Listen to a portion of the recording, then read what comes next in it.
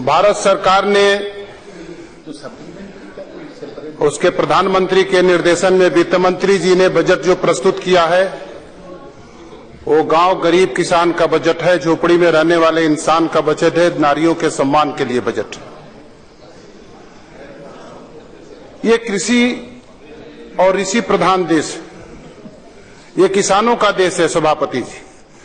लेकिन मुझे आश्चर्य होता है कि जिस दिन बजट प्रस्तुत हुआ उसके बाद बहस शुरू हुई और इस तरफ के लोग इस बजट पर बहस शुरू किए, तो उन लोगों ने पहला इल्जाम ये लगाया इस बजट पर कि ये किसान का कृषि का बजट क्यों प्रस्तुत किया। कुछ लोग सभापति जी ये जानते हैं कि ये देश आजादी के बाद 68 साल ही पुराना देश है।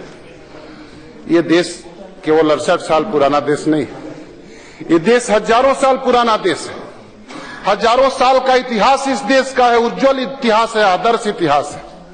बजट बहुत प्रस्तुत हुए, 1952 से बजट प्रस्तुत हो रहे हैं। नेहरू प्रधानमंत्री थे, उनके वित्त मंत्री टीटी कृष्णमाचार्य ने बजट प्रस्तुत किया था, मोरारजी भाई ने बजट प्रस्तुत किया था। बजट प्रस्तुत किया था जसवंत सिन्हा जी ने, जयंत सिन्हा के पिताजी होते हैं। बहुत सारे लोग बजट प्रस्तुत किए। मोरारजी भाई जब प्रधानमंत्री थे तो एच.एम. पटेल ने भी एक बजट प्रस्तुत किया था। कश्मीर से लेकर कन्याकुमारी तक, गुजरात से लेकर असम तक हर चीज का भाव एक था, वो भी एक बजट प्रस्तुत हुआ था। लेकिन मैं कह सकता हूं कि 68 साल के आजादी के बाद इस सदन में भारत सरकार जितनी भी आई उसका पहला बजट प्रस्तुत हुआ है जो किसान का बजट है। इसलिए मैं किसान के नाते प्रधानमंत्री को और वित्त मंत्री को सलाम करता हूं। सभापति महोदय, ये देश 68 साल पुराना देश नहीं है, हजारों साल पुराना देश है। और इसलिए कोई कहता है कि किसान का और कृषि का बजट इसलिए प्रस्तुत हुआ कि बिहार में ये पार्टी सरकार हार गई थी। हारने और जीतने से बजट प्रस्तुत किसानों के लिए जो बात करते हैं वो इस देश की बुनियाद को नहीं जानते हैं। इस देश का मालिक किसान होता है। और एक प्रसंग बताता हूं महाभारत काल के। महाभारत से बड़ा युद्ध सभापति महोदय अभी तक कोई नहीं हुआ। महाभारत के युद्ध के बाद धर्मराज युधिष्ठिर भीष्म पितामह से राजधर्म जानने के लिए गए थे।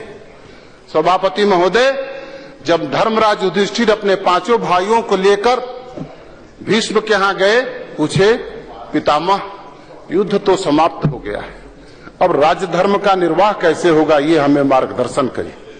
सभापति महोदय, पितामह ने उस समय कहा था, धर्मराज देखना खेतों में हरियाली दिखनी चाहिए, धर्मराज देखना तालाब सूखने न पावे, तालाब में पानी भरा रहे, धर्मराज देखना हर देश के नागरिक के दरवाजे पर गाय दूध देती रहे, धर्मराज देखना राजधर्म का निर्वाह करते हुए देखना किसी मां के गोद में कोई बच्चा दूध बिना रोता हुआ न मिले, कुपोषण का।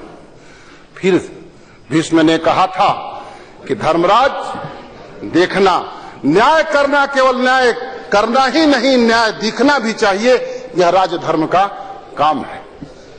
और खेत में हरियाली रहे, तालाब में पानी रहे, गाय दूध देती रहे, लोग हिष्टपुष्ट रहें, न्याय होता रहना चाहिए। सभापति महोदय, यह कृषि प्रधान देश की ही मान्यता है और कृषि प्रधान देश होने का सबसे बड़ी प्रमाणिकता है ये घटना द्वापर की है, त्रेता में नहीं। सभापति महोदय, एक बार सूखा पड़ा था। मैं बार बार इस बात को दोहराता रहा हूं कि ये ऋषि और कृषि परंपरा का देश है। सभापति महोदय, ऋषियों ने उस समय के शासक जनक को कहा था कि जब शासक हल चलाएगा तो वृष्टि होगी और सृष्टि का संरक्षण होगा। आज तक के किसी शासक के हल चलाने की प्रमाणिकता नहीं मिलती है। जनक ने हल चलाया था और वृष्टि हुई थी और सृष्टि का संरक्षण हुआ। इसलिए कृषि प्रधान देश है, इसलिए किसानों के बजट को प्रस्तुत करता हुआ यह देश का शासन राजधर्म का निर्वाह कर रहा है। प्रधानमंत्री इसलिए राजधर्म का निर्वाह कर, वित्त मंत्री इसलिए राजधर्म का निर्वाह कर। सभापति महोदय, इस देश में दो तरह के लोग होते हैं। इस देश में एक बेटा माई के गोद में पलता है।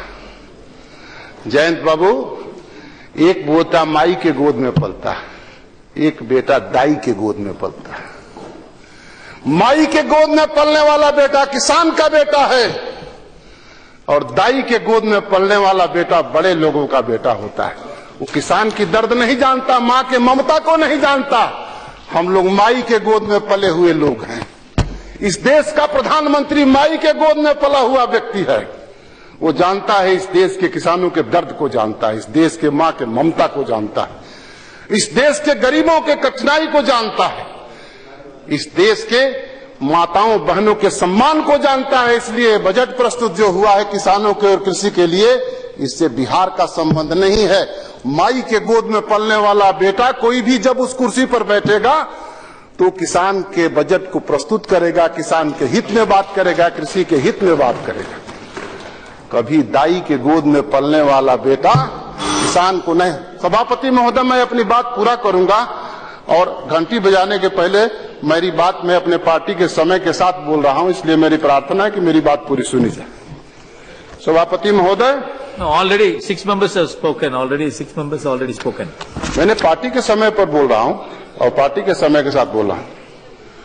सभापति महोदय, इस बजट में प्रधानमंत्री सड़क योजना प्रस्तुत हुई।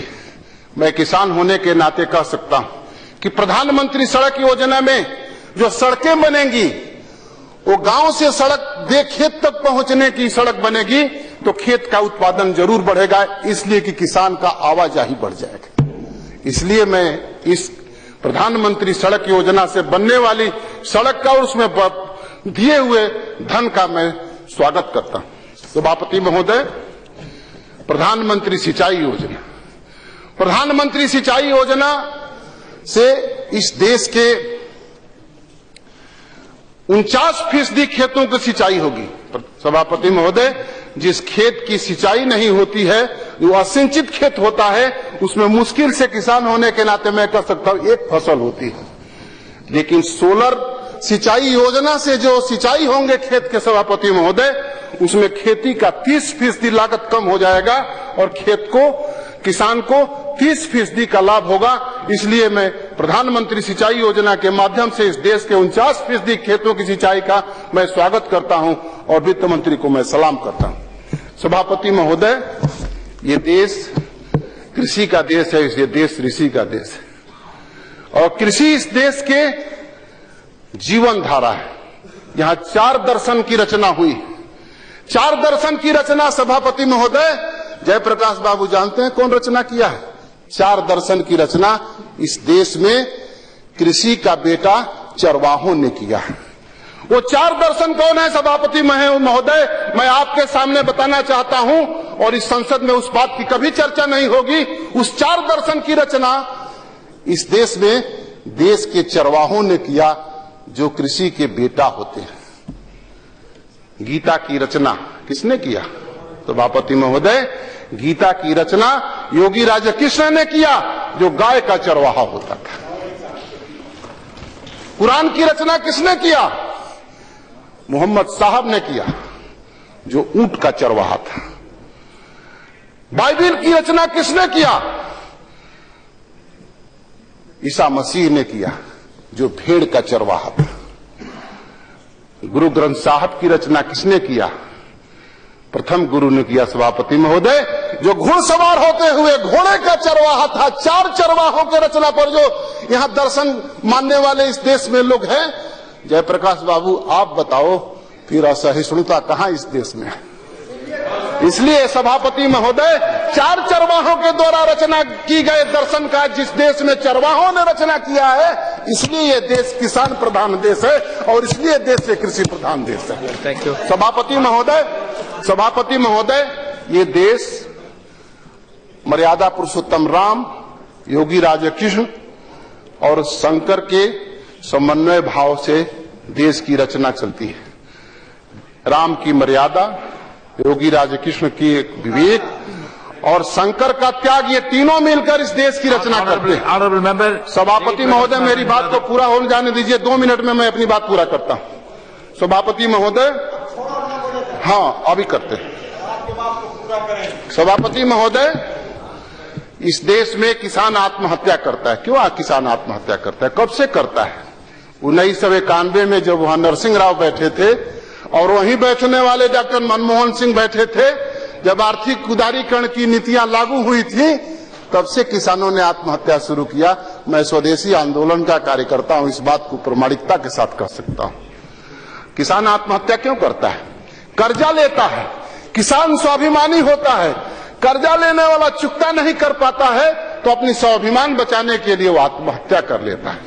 मैं इस संसद के सदन में उपस्थित सारे लोगों से विनम्रता से निवेदन करता हूं कि सदन एक बात इस बात के लिए तय करे कि किसानों के उत्पादन की लाभकारी कीमत का कानून कैसे बनेगा। मैं बार बार इस सवाल को उठाता रहा हूं कि रेल का बजट अलग से प्रस्तुत हो सकता है तो किसान का बजट क्यों नहीं अलग से प्रस्तुत होना चाहिए। लेकिन मैं कह सकता हूं कि हमारी सरकार ने जो किसान और कृषि की बजट प्रस्तुत किया है उसमें एक कदम हमने चल के देखा है।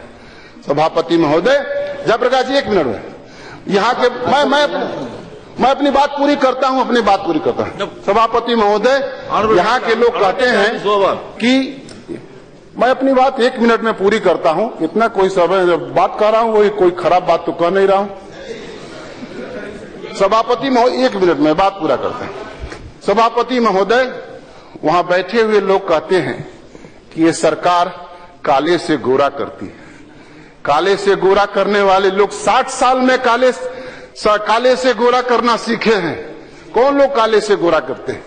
जो अमेरिका के बोस्टन हवाई अड्डे पर $1,60,000 के साथ पकड़े जाते हैं, वो लोग काले से गोरा करते हैं। इस देश जानना चाहता है, ये संसद जानना चाहती है कि वो कौन लोग हैं जो अमेरिका के बोस्टन हवाई अड्डा पर $1,60,000 के साथ पकड़े जाते हैं और एफिडेविट देकर छूटते हैं। वो कौन लोग हैं जो नागर वाले कांड में पकड़े जाते हैं और कभी भी देश को सफाई नहीं देते? ये देश जानना चाहता है। यहाँ किसी को कोई रास्ता नहीं देता, यहाँ किसी को कोई रास्ता नहीं देता।